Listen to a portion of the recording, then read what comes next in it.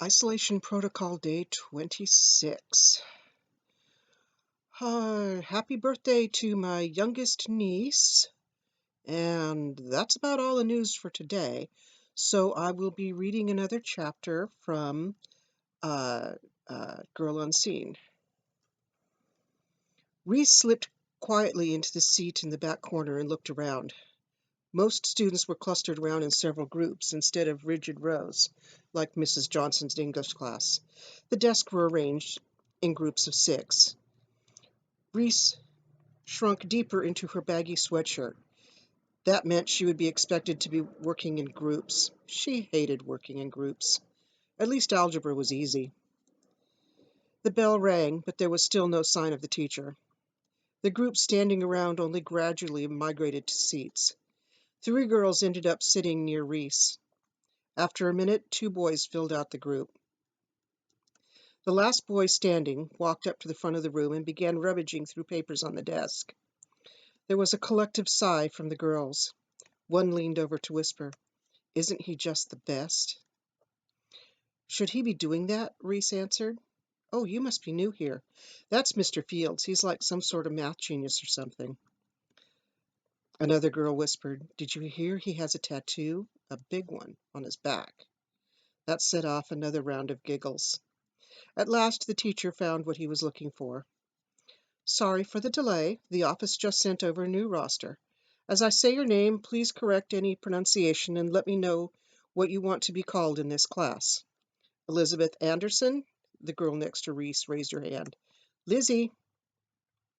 Reese sat silently trying to memorize the names of the other students. To her surprise, Tishka Wyland was in this class as well. Lizzie leaned over again. I swear she failed on purpose just to be in Mr. Field's class again. Reese nodded and prepared herself to explain how to pronounce her name.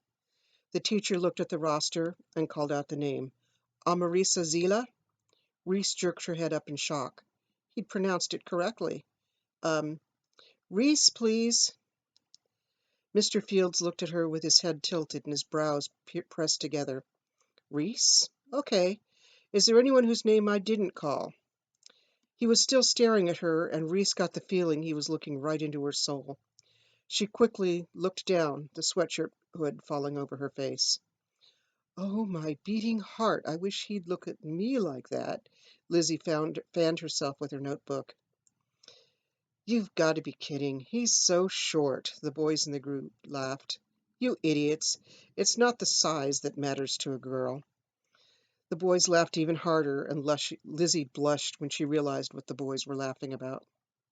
A gangly, dark-haired girl glared at the boys. "Just ignore them. They've only got one thing going for them, and it's not in their craniums." "Is there a problem?"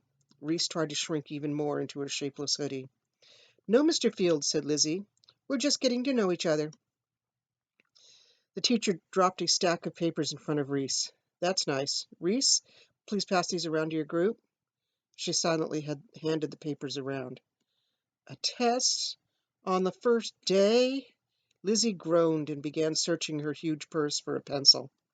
Susan handed her a pencil.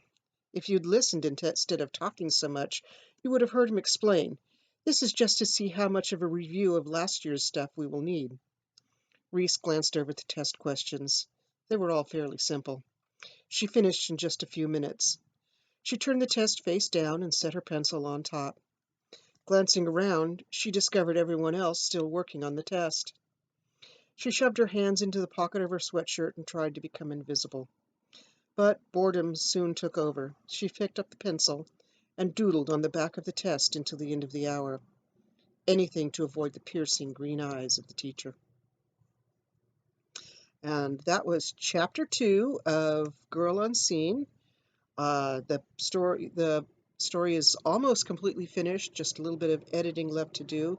This is an unedited chapter, so it will probably change a bit in the finished version. And that's it for Isolation Protocol, whatever day I said it was, 26, whatever. And again, happy birthday, Zoe. Bye.